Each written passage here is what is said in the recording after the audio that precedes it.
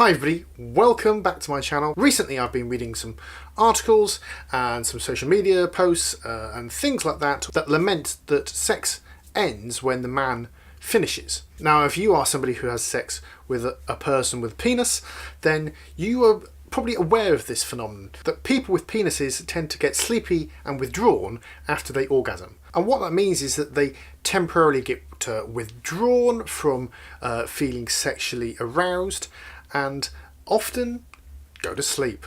Just go to sleep.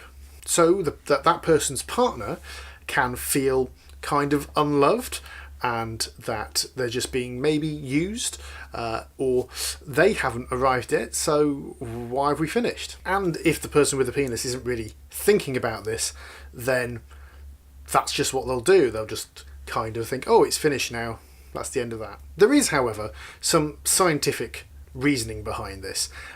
It's not an excuse, but it is a reason. When a person with a penis orgasms, they do get this kind of refraction period where potentially further stimulation actually hurts, potentially they lose interest, and very much so there is chemicals released into the brain which makes you feel more tired and more likely to fall asleep. And even though this is the case when, somebody with a penis masturbates, it's 4 times more likely if they've had partner sex because there is more arousal and more stimulation at other places. But, and there's a counter argument here, that the people with penises really should be aware of this and have a little bit more knowledge and respect for their partner. I'll just let that bite go past. Finished? Great. See, it's not like humans aren't able to counteract these issues. They can...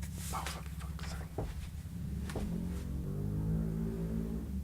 It's not as if humans can't counteract this. They can absolutely override what their brain is doing by just thinking. And the complaint of people who have sex with people with penises, usually women doing the complaining here, because obviously they are not affected by this, or not as affected as the people with penises are, because often they haven't actually arrived at this particular point.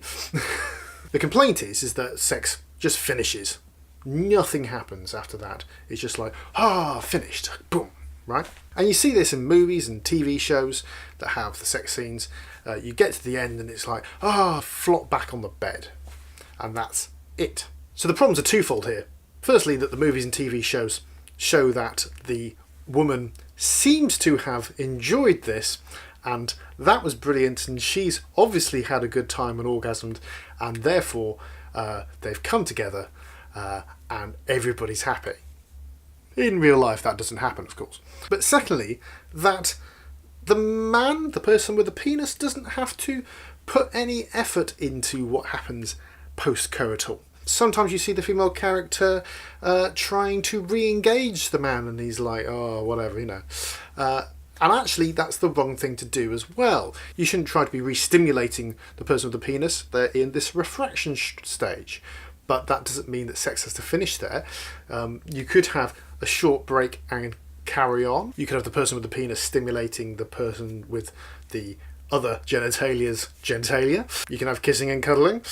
You could have the person with the vulva masturbating at that point or being helped with that by the person with the penis. There's loads of things which can happen after the person with the penis orgasms. And because we don't ever see that in movies and in TV shows and in other forms of entertainment, porn, because you never see it, it never happens in real life, or it hardly ever happens in real life. The penis person doesn't think that they need to do anything. They think that is the end. And the same can be said for the person with the vulva, or the other person with the penis, for that matter. My kind of view on this is that it is actually a two-way street. It's not as simple as lamenting and complaining that people with penises kind of switch off after they orgasm.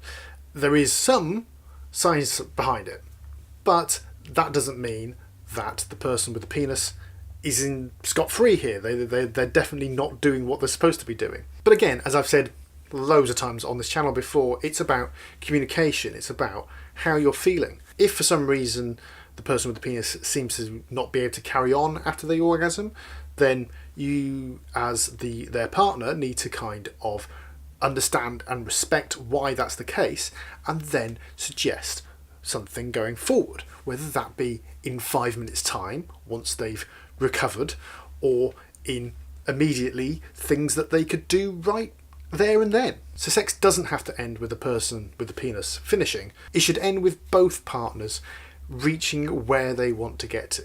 But what do you think? Have you got an experience of this, good or bad?